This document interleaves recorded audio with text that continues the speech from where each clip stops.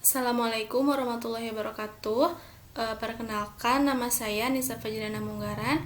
Di sini saya akan menjelaskan tentang dinamika litosfer dan dampaknya terhadap kehidupan. Nah, video ini dibuat untuk memenuhi salah satu tugas mata kuliah, yaitu mata kuliah media pembelajaran geografi. Dalamnya ini yang menggunakan aplikasi Screencast-O-Matic.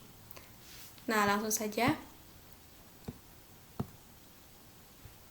Materi di sini saya akan menjelaskan tentang yang pertama adalah karakteristik lapisan-lapisan bumi, dan yang kedua adalah proses tektonisme dan pengaruhnya terhadap kehidupan. Lalu ada karakteristik lapisan-lapisan bumi. Nah, kata litosfer sendiri berasal dari bahasa Yunani, litos pira, dan litos yang berarti batuan, dan spaira yang berarti lapisan. Secara harfiah, litosfer berarti lapisan yang terdiri dari batuan. Nah, litosfer mencakup kerak bumi hingga mantel bagian atas. Nah, bisa dilihat di gambar bahwa lapisan litosfer ini merupakan lapisan batuan yang berada di dalam bumi. Ada inner core, outer core, mantel, dan lain-lain. Nah, di sini kerak bumi ini terbagi menjadi dua, yaitu ada kerak benua dan juga kerak samudra. Nah, saya mengklasifikasikannya seperti ini agar lebih mudah dimengerti. Dan perbedaan apa saja yang menjadi perbedaan antara kerak benua dan kerak samudra? Nah, yang pertama adalah kerak benua ini membentuk daratan yang sangat luas. Nah, sedangkan kerak samudra tertutup oleh air laut. Untuk ketebalan sendiri, kerak benua ini lebih tebal dibandingkan dengan kerak samudra, di mana kerak benua ini mempunyai ketebalan 35 sampai 75 km, sedangkan ketebalan dari kerak samudra ini hanya 5 sampai 7 km. Lalu dari komposisinya sendiri, kerak benua ini terbentuk dari sedimen granitik yang kaya akan silika dan juga aluminium, atau bisa disingkat dengan Sial. Dan untuk komposisi kerak samudra berkomposisi basaltik yang kaya akan silika dan magnesium, atau bisa disingkat dengan Sima. Selanjutnya yang pertama ada lapisan litosfer, yaitu lapisan yang terletak di atas lapisan perantara dengan ketebalan 1200 km. Nah, litosfer ini atau biasa disebut dengan kulit bumi terdiri atas dua bagian. Yang pertama adalah lapisan sial ataupun yang tersusun atas unsur silikon dan juga aluminium. Termasuk senyawanya berbentuk SiO2 dan Al2O3. Nah, di sini ini terdapat batuan sedimen, granit, andesit, dan jenis-jenis batuan metamorf lainnya yang bersifat kaku dan juga padat. Nah, lapisan litosfer ini terbagi ada juga lapisan sima, yakni yang tersusun atas unsur silikon dan juga magnesium.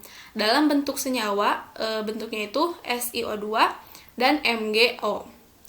Mempunyai berat jenis yang lebih besar daripada lapisan sial karena mengandung mineral ferromagnesium dan juga batuan basalt yang bersifat elastis. Nah, gambar di sini menunjukkan lapisan paling atas yaitu litosfer, lalu ada astonosfer, mesosfer, dan juga barisfer di bagian bawah.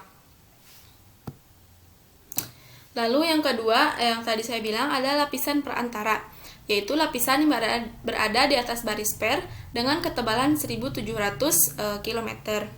Lapisan ini disebut juga astenosfer ataupun mantel.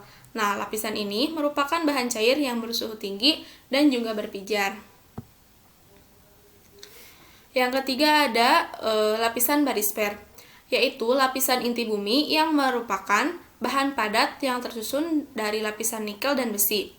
Nah, jari-jari lapisan ini sebesar 3.470 km dan batas luarnya kurang lebih 2.900 km di bawah permukaan bumi. Selanjutnya, pembahasan kedua yakni proses tektonisme dan pengaruhnya terhadap kehidupan. Tentu saja proses ini sangat berpengaruh terhadap kehidupan, baik itu untuk skala kecil maupun skala besar, baik itu untuk jangka pendek maupun jangka panjang. Nah, tektonisme sendiri merupakan perubahan letak lapisan bumi secara mendatar ataupun vertikal yang pada umumnya itu bentuk hasil tenaga tektonisme berupa lipatan dan patahan. Sedangkan gerak tektonik adalah semua gerak naik dan turun yang menyebabkan perubahan bentuk kulit bumi, yang terdapat dua pergerakan tektonisme yang mengubah permukaan bumi, yaitu lipatan dan juga patahan. Nah, yang pertama adalah penjelasan tentang morfologi lipatan. Bentang alam terbentuk karena dinamika litosfer ataupun perubahan litosfer. Ya, dapat berubah karena mendapat tenaga dari dalam bumi ataupun yang biasa disebut endogen, dan juga yang terdapat dari luar bumi yaitu eksogen. Nah, dari morfologi lipatan ini, contohnya adalah pegunungan tua seperti pegunungan Ural dan juga Allegheny yang terbentuk pada zaman primer. Nah, di sini merupakan gambar dari contoh-contoh lipatan. Ada lipatan tegak, miring, rebah, menggantung, isoklin, dan lipatan kelopak. Nah, ini merupakan contoh dari pegunungan Ural yang terbentang di benua Eropa, yakni di Rusia.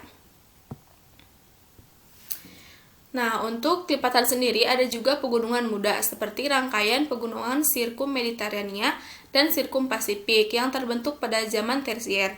Nah, Indonesia ini termasuk ke dalam Sirkum Mediterania dan juga termasuk Ring of Fire yang ada di Indonesia. Nah, bisa dilihat dalam gambar meskipun tidak terlalu jelas.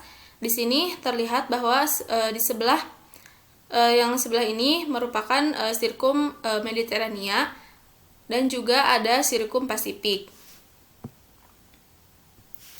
Selanjutnya ada morfologi patahan.